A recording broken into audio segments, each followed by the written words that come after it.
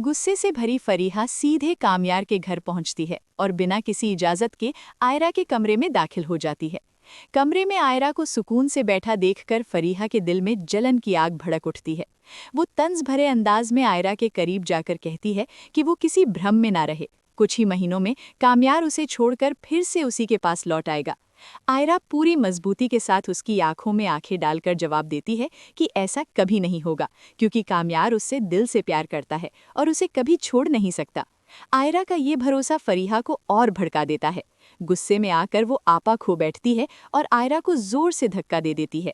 आयरा खुद को संभाल नहीं पाती और उसका सिर दीवार से टकरा जाता है। तेज चोट लगते ही वो वहीं जमीन पर गिरकर बेहोश हो जाती है।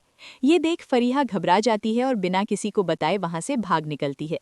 शाम को जब कामयार ऑफिस से थका हुआ घर लौटता है और कमरे में ये खौफनाक मंजर देखता है तो उसके होश उड़ जाते हैं।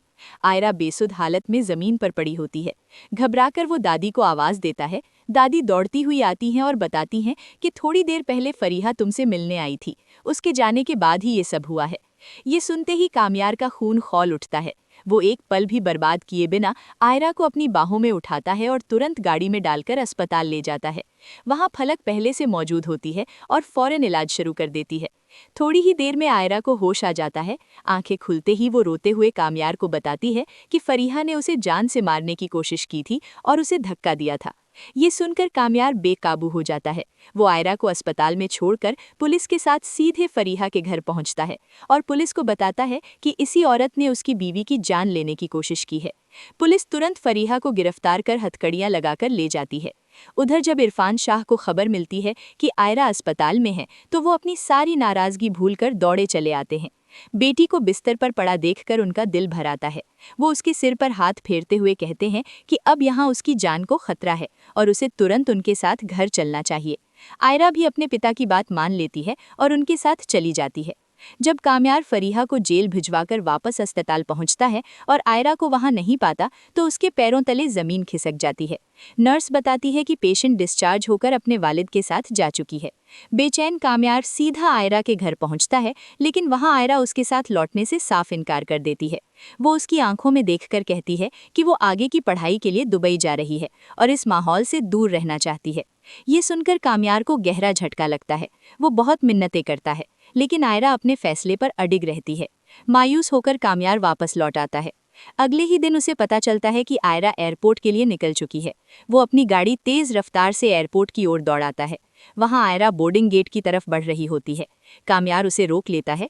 आयरा पलटकर कहती है कि वो भी उससे प्यार करती है, लेकिन अपनी पढ़ाई पूरी करने के लिए उसे अकेलापन चाहिए।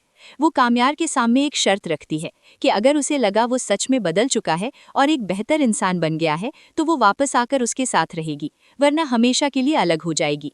आयरा के जाने के बाद कामयार पूरी तरह अकेला पड़ जाता है, लेकिन हार नहीं मानता। वो उसकी शर्त को पूरा करने के लिए दिन रात मेहनत करता है, अपने सारे गलत रास्ते और नशा छोड़ देता है और खुद को पूरी तरह बदल लेता है। वक्त के साथ वो एक कामयाब बिजनेसमैन बन जाता है। पूरे 1 साल बाद जब आयरा वापस लौटती है तो एयरपोर्ट पर कामयार को खुद को रिसीव करने के लिए खड़ा देखती है। बदला हुआ कामयार देखकर आयरा हैरान रह जाती है। वो उसकी बाहों में समा जाती है और उसके साथ जिंदगी बिताने का फैसला कर लेती है। इरफान साहब भी कामयार के इस बदले हुए लूप को देखकर उसे माफ कर देते हैं। सब कुछ ठीक चल रहा होता है कि अचानक एक दिन फलक आयरा को फोन करके रोते हुए बताती है कि अब्बू की हालत बहुत ज्यादा खराब है। आयरा भागती हुई घर पहुंचती है, लेकिन तब तक बहुत देर हो चुकी होती है। इरफान साहब इस दुनिया से रुखसत हो चुके होते हैं। पिता की मौत आयरा को अंदर से तोड़ देती है और वो गहरे सदमे में चली जाती है। ऐसे नाजुक और दर्दनाक वक्त में कामयार ही उसका एकमात्र सहारा बनता है।